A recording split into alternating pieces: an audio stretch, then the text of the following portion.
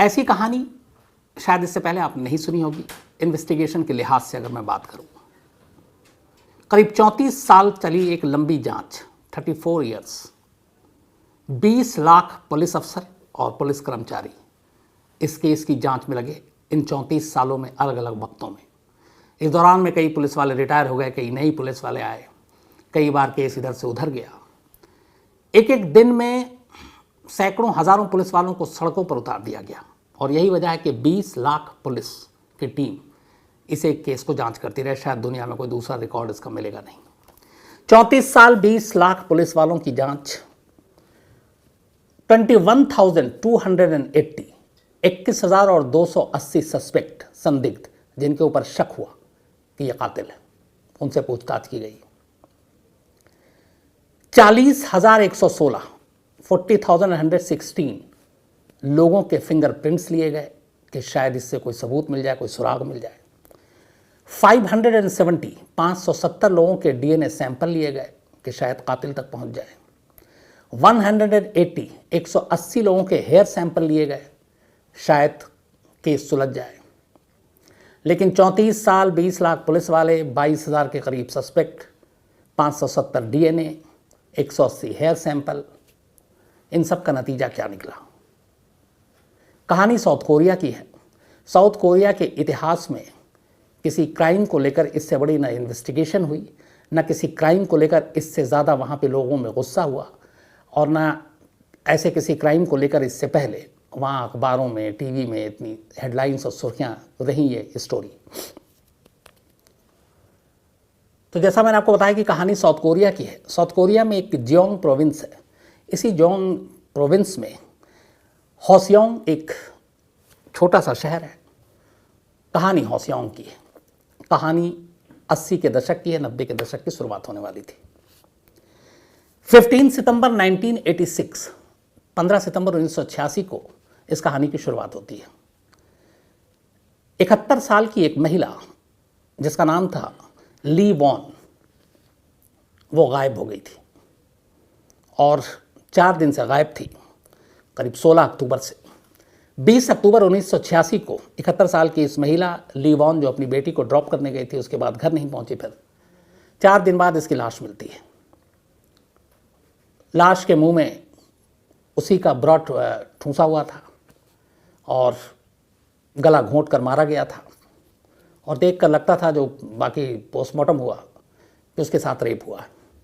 ये पहला केस था। पुलिस ने अपने हिसाब से जांच शुरू की, लेकिन इसके ठीक 1 महीने के बाद एक दूसरा इंसिडेंट होता है इसी होसियोंग में।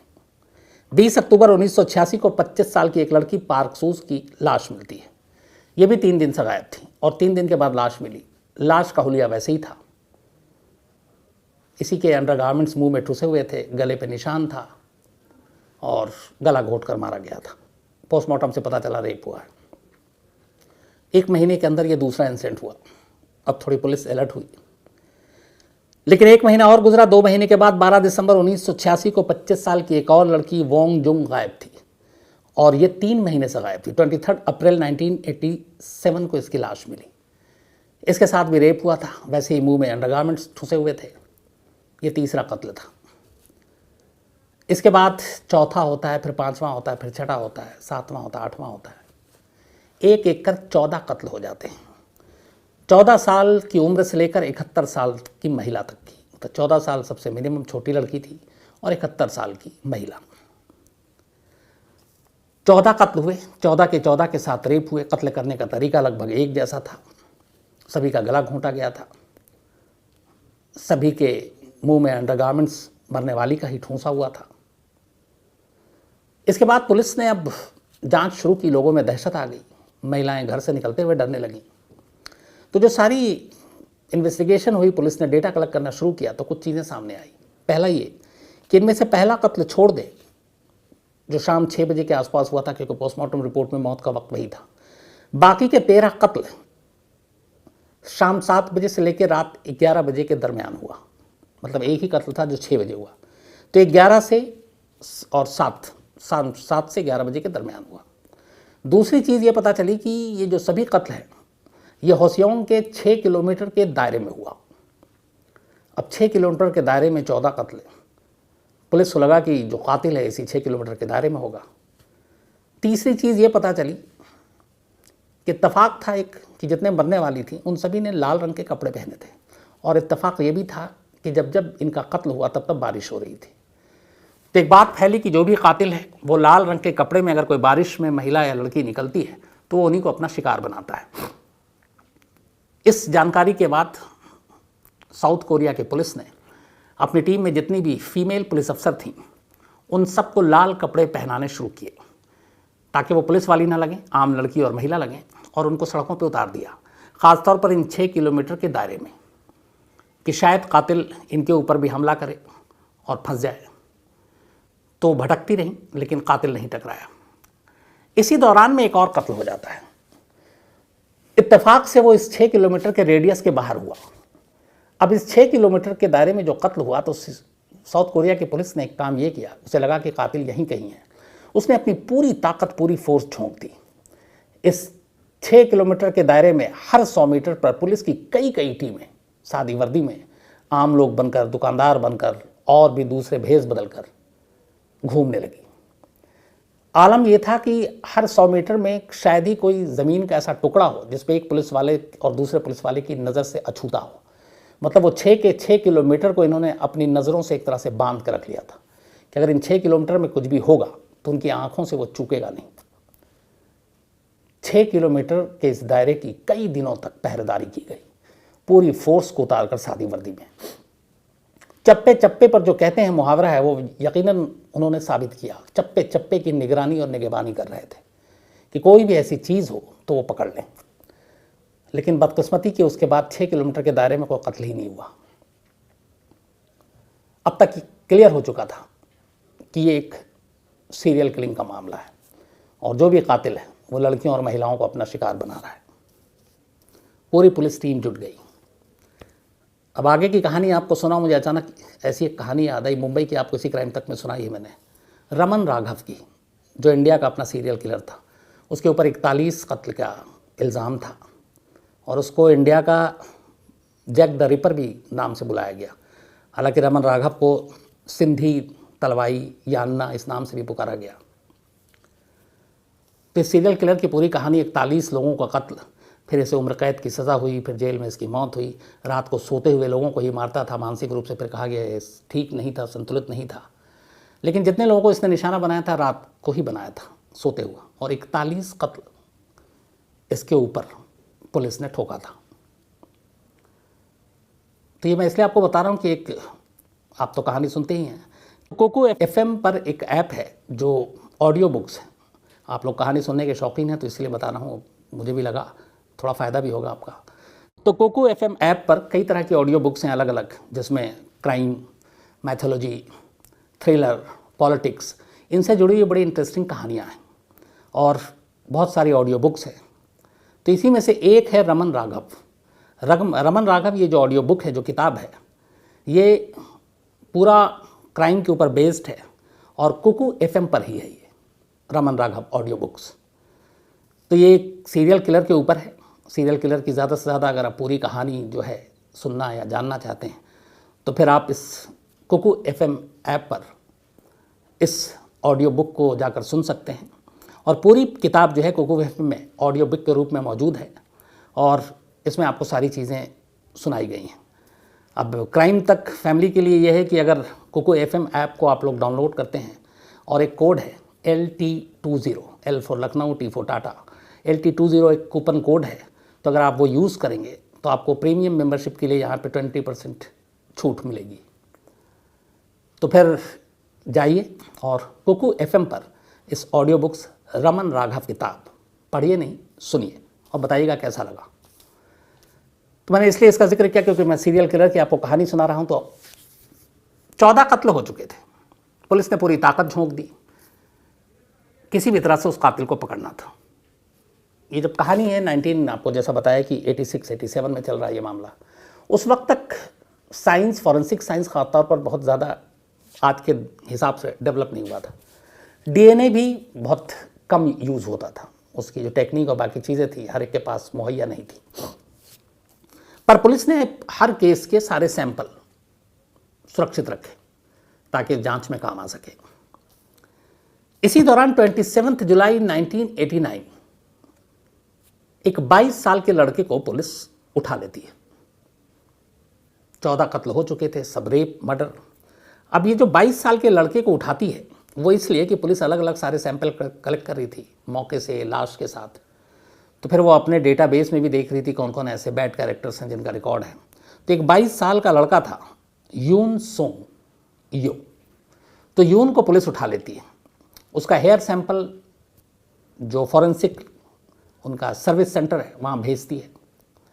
नेशनल फॉरेंसिक सर्विस में उस यून 22 साल के लड़के का वो बाल का सैंपल टेस्ट होता है और ये 8वां कत्ल था। जो 14 हुए उसमें 8वां जो कत्ल था, उस लड़की के पास उसके शरीर से ये बाल के टुकड़े मिले थे।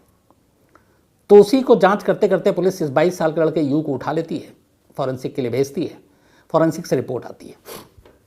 रिपोर्ट ये थी कि 40% इसके बाल का सैंपल मैच कर गया, 40%, 100 में 40%। अब यहाँ दोनों चीज़ें थी, ये गलत भी हो सकता था, सही भी हो सकता था, लेकिन 40% को ही कोरियन पुलिस ने ये कहा कि ये काफ़ी है। उसके बाद उन्होंने उसको खुद टॉर्चर किया और फिर पुलिस ने एक स्टेटमेंट जारी किया कि यून ने जो है वो अपना गुनाह कबूल कर लिया है और ये सारे सीरियल किलिंग के पीछे यून का हाथ है। ख़ासतौर पर 8वें कत्ल से मामला शुरू हुआ।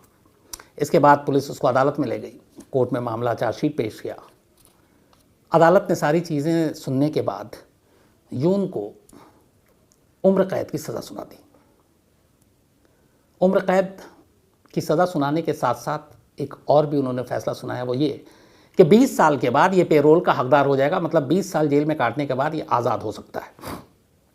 अदालत ने ये सज़ा सुनाई।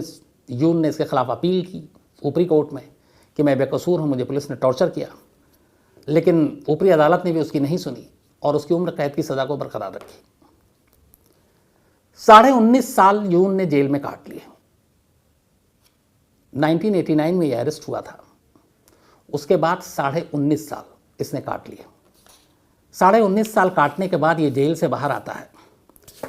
2009 में इसको पेरोल मिल गया, क्योंकि साउथ कोरिया का जो लॉ सिस्टम है, जुडिशल सिस्टम है, उसमें यह है कि उम्र कैद के बाद अगर 20 साल तक के बाद आपको पेरोल मिल सकता है और ख़ासतौर पर अगर आपके चाल चलन सही हैं जेल में तो इसके चाल चलन ठीक थे। 2009 में ये पेरोल पर बाहर आ गया। यून आज़ाद की ज़िंदगी अपनी जीने लगा। इधर पुलिस अब भी अंदर ही अंदर ये जांच करने की कोशिश कर रही थी कि वाकई ये 14 कत्ल यून ने किए। सारे सैंपल उनके पास थे।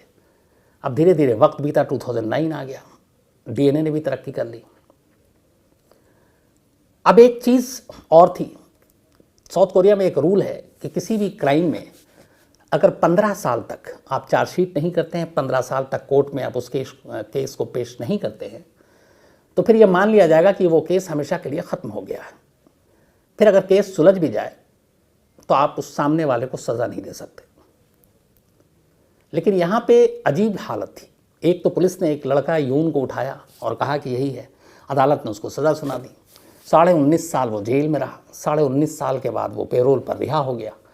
लेकिन होशियोंग की पुलिस को अब भी यकीन नहीं था कि सच में यही असली गुनहगार है और इसीलिए वो इस केस की जांच करते रहे। अब 2009 में बाहर आ चुका है यून। कहानी का पहला चैप्टर खत्म होता है। कुछ पुराने अफसर जो उस वक्त से थे, यंग थे, धीरे धीरे अब सीनियर हो गए, वो इस केस पे फिर भी स्टडी किए जा रहे थे और साउथ कोरिया के बहुत सारे मीडिया में भी खबर आ रही थी कि ये केस गलत खुला है, सीरियल किलर कोई और है। लेकिन इत्तेफाक की बात कि 91-94 के बाद इस तरह की कोई और वारदात नहीं हुई। मतलब 14 कत्ल के बाद मामला रुक गया। रेप के कई केसेस उससे पहले हुए थे, तो लगा कि शायद वाकई यून ही था असली गुनहगार। बातचीत चलती रही, पुलिस अपने तरीके से काम करती रही। इसी दौरान में कुछ जो सैंपल रखे थे, एक पुलिस अफसर ने उन सैंपल के ऊपर फिर से काम करना शुरू किया गुपचुप तरीके से, क्योंकि ये केस वो केस था जिसको बहुत सारे पुलिस वाले स्टडी के तौर पे भी ले रहे थे। जो नए नए पुलिस अफसर आते थे वो इसको स्टडी के तौर पे लेते थे, जिसमें इतनी फोर्स लगाई गई, इतनी सारी चीज़ें हुई। तो अब वक्त तेज़ी से भाग रहा था 2009 के बाद 10, 11, 12। एक पुलिस अफसर लगातार इस केस पे लगा हुआ था। उसने सारे सैंपल देखे। उस वक्त जो सैंपल कलेक्ट करके रखे गए थे वो डीएनए के ज़रिए भी उसने चेक करने की कोशिश की। फिर उसने अपने डेटा बैंक से जितने भी ऐसे क्रिमिनल, रेपिस्ट, इस तरह के लोग थे उनके बारे में भी छानबीन शुरू की। इसी दौरान उसे पता चला कि एक शख्स है जिसका नाम ली है, और ली चून की कहानी ये थी कि ये मैंडेटरी मिलिट्री सर्विस में रहा। साउथ कोरिया में ये था कि एक ख़ास उम्र में आपको आपको वहाँ पे मिलिट्री सर्विस देनी होगी। तो ये वहीं, और ये रहने वाला इसी होसियांग का। तो ये पहले मिलिट्री सर्विस में रहा, लेकिन फिर टर्म पूरा हुआ, ये बाहर आ गया। इसके बाद इसने एक कंस्ट्रक्शन कंपनी में काम करना शुरू किया, काम करता रहा। 26 सितंबर 1989 ये वो दौर था जब सीरियल किलिंग हो रही थी। एक घर में लूटपाट होती है। ओनर पुलिस को फ़ोन करते हैं। उसके बाद वो बताते हैं एक शख्स को पकड़ लिया रॉबरी करते हुए। वो यही ली चून था। पुलिस आती है, ली चून को पकड़ कर ले जाती है, अदालत में पेश करती है। उसको 1.5 साल की सज़ा सुना देती है अदालत। लेकिन फिर वो अपील करता है कि मैं किसी और से बचने के लिए इस घर में घुस आया था, मेरा मकसद रॉबरी नहीं थी। तो अदालत उसकी बात से थोड़ी सहमत हो जाती है और उसकी सज़ा को माफ़ करके उसको फिर जल्दी रिहा कर देती है, सज़ा होने से पहले। तो 1990 में वो रिहा हो जाता है। अच्छा, तब तक आर्मी से आने के बाद ली की शादी हो चुकी थी, एक बेटा था।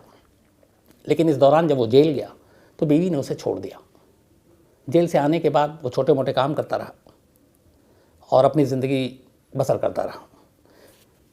90 में जेल से आया, 4 साल बीत गए। मई 1994,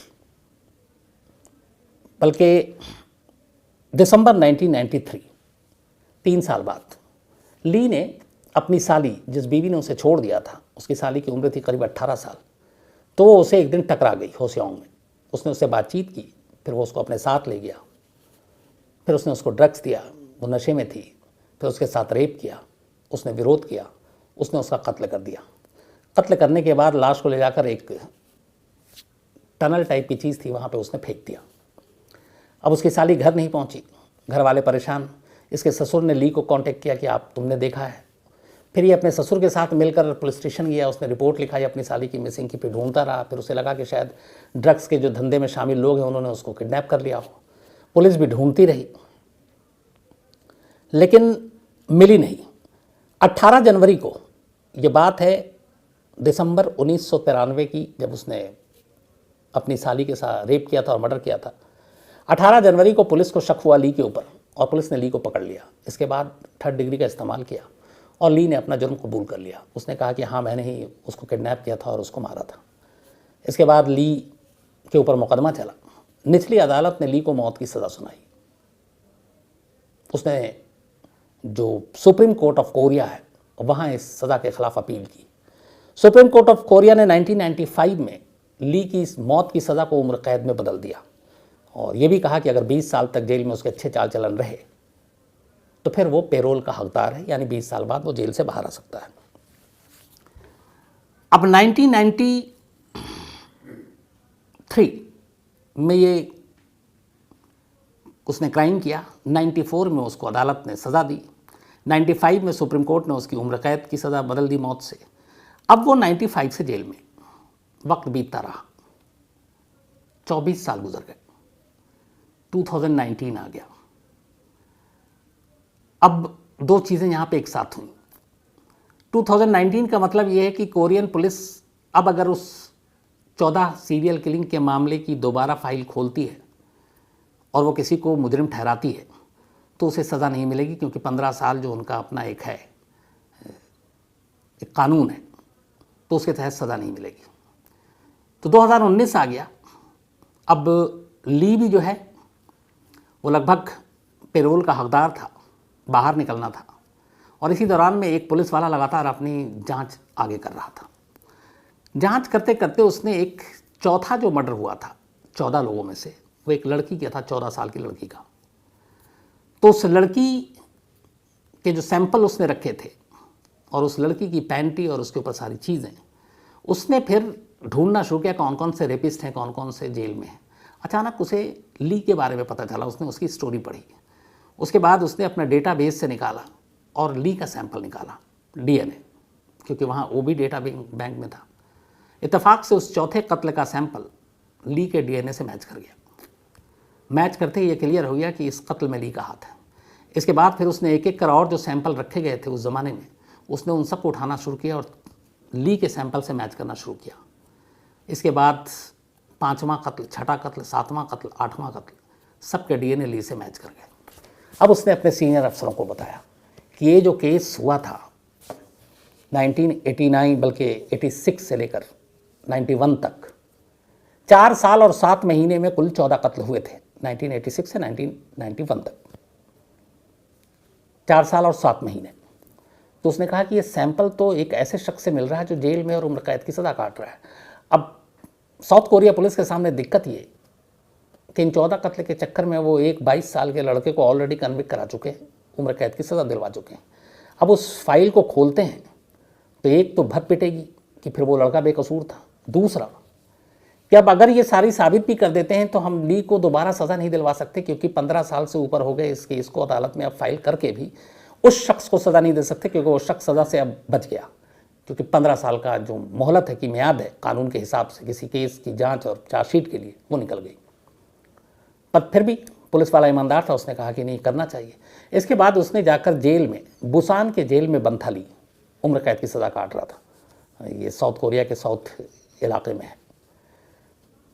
7 बार वो जेल गया, ख़ासतौर पर ली से मिलने के लिए। ली से उसने बातचीत की, फिर उसने बताया कि देखो तुम्हारा सैंपल मैच कर गया। ली ने शुरुआत के 4 मीटिंग में साफ मना कर दिया कि मेरा इससे कोई लेना देना नहीं है। लेकिन फिर अब तक उसकी ये बात 2019 की है, 2 साल पहले। फिलहाल उसकी उम्र 56 साल है, 56 ईयर ओल्ड ली की। 5वीं मुलाकात में ली ने कहा हाँ मैंने कत्ल किए, मैंने 14 कत्ल किए हैं। अभी तक इसके जो सैंपल मिले थे वो 5 के मिले थे, बट इसने बताया मैंने 14 कत्ल किए। फिर उसने 14 के डेट बताई, उसने मरने वालों की हुलिया बताया, उसने ये भी बताया कैसे मारा।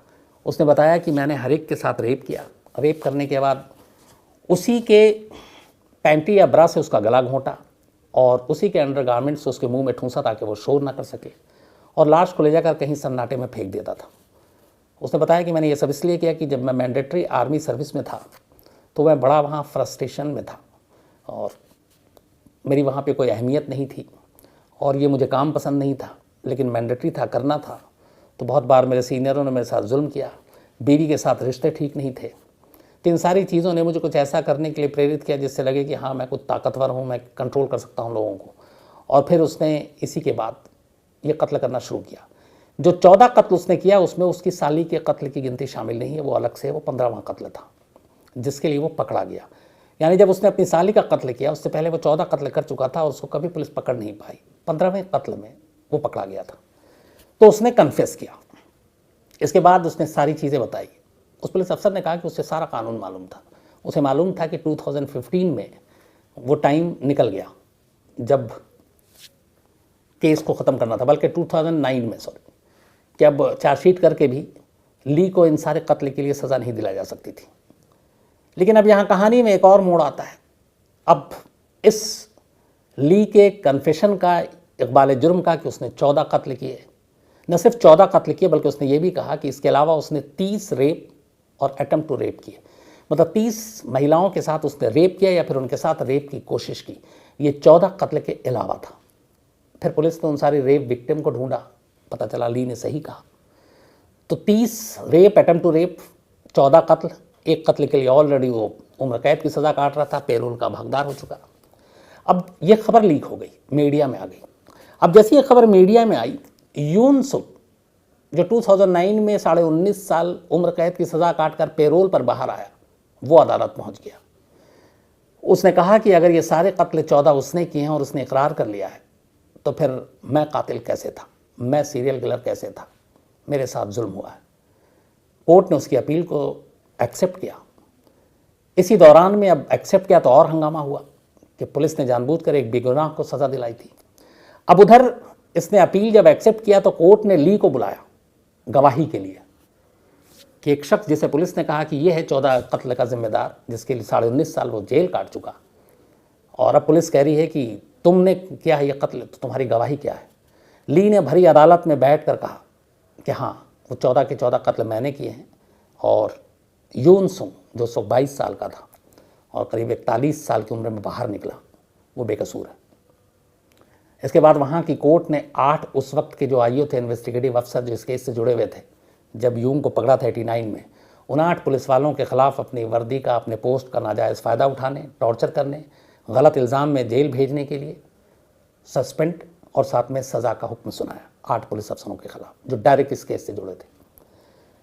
इसके बाद फिर यून ने अपील किया कि अब मुझे इस आरोप से बरी किया जाए और अब मुझे छोड़ दिया जाए।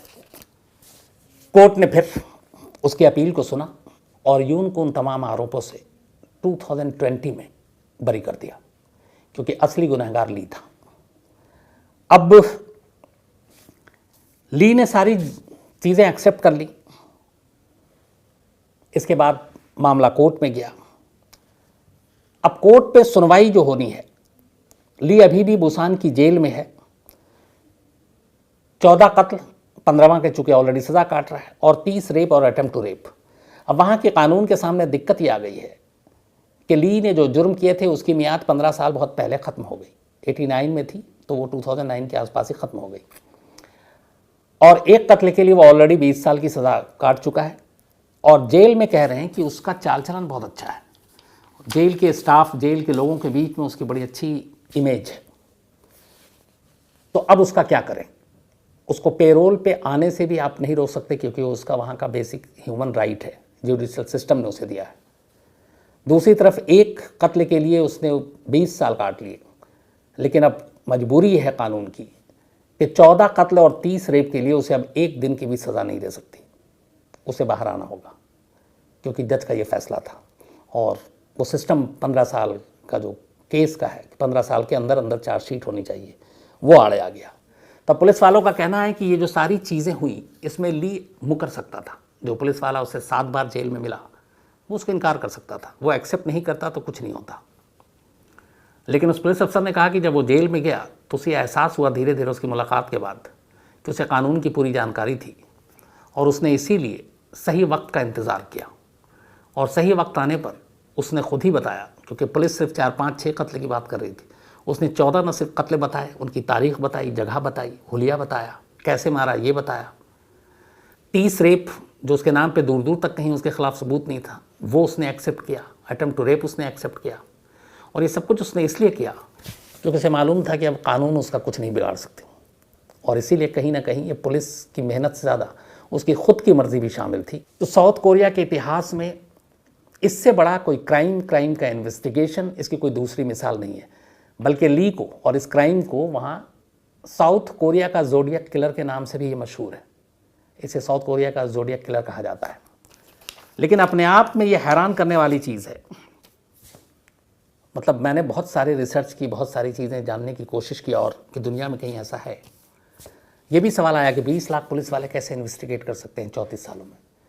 लेकिन फिर एक जगह पे मैंने लोकल उस वक्त के न्यूज़पेपर और उसके ज़रिए जब मैंने जानकारी हासिल की, तो पता चला कि जो 6 किलोमीटर का दायरा था और 100 मीटर में तमाम पुलिस टीमें और आई टू आई नजरी कांटेक्ट, मतलब इतने हज़ारों पुलिस वालों को लगाया गया था और कई दिनों तक, तो ये सारे काउंट में है। और इसीलिए करीब 2 मिलियन पुलिस अफसर की बात हो रही है। 20 लाख पुलिस वाले इस केस में जो अलग अलग तरीके से जांच करते रहे वो इसमें शामिल रहे। और ये शायद किसी केस के इन्वेस्टिगेशन के लिए इससे बड़ी टीम दुनिया में कोई दूसरी मिसाल नहीं है।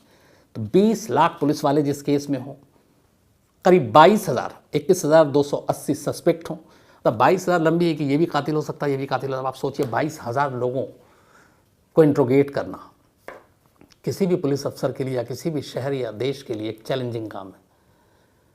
40,116 लोगों के फिंगरप्रिंट्स लेना ताकि मैच किया जा सके, इतना बड़ा एक क्राइम के लिए ये भी कभी दूसरी मिसाल नहीं मिलती। 570 लोगों के डीएनए सैंपल, 180 लोगों के हेयर सैंपल, 34 साल का वक्त। और कमाल देखिए कि इन सब के बाद एक बेगुनाह जिसने कोई जुर्म नहीं किया 19.5 साल जेल में रहता है, और एक गुनहगार जिसको ढूंढने के लिए 20 लाख पुलिस वाले सड़कों की खाक छान रहे हैं, वो 20 साल से जेल के अंदर है। और 20 साल बाद पता चलता है कि असली कातिल, असली सीरियल किलर, असली रेपिस्ट वो है। तो एक नज़ीर है, एक मिसाल है। साउथ कोरिया के इतिहास में ये अपने आप में इससे बड़ा क्राइम और इससे बड़ा किसी क्राइम का इन्वेस्टिगेशन की कोई दूसरी मिसाल नहीं, बल्कि मुझे लगता है शायद दुनिया में दूसरी मिसाल नहीं। तो ये थी कहानी आज की। अब आपसे मुलाकात होगी कल रात 9 बजे किसी नई कहानी के साथ। तब तक अपना ख्याल रखिएगा। Thank you very much.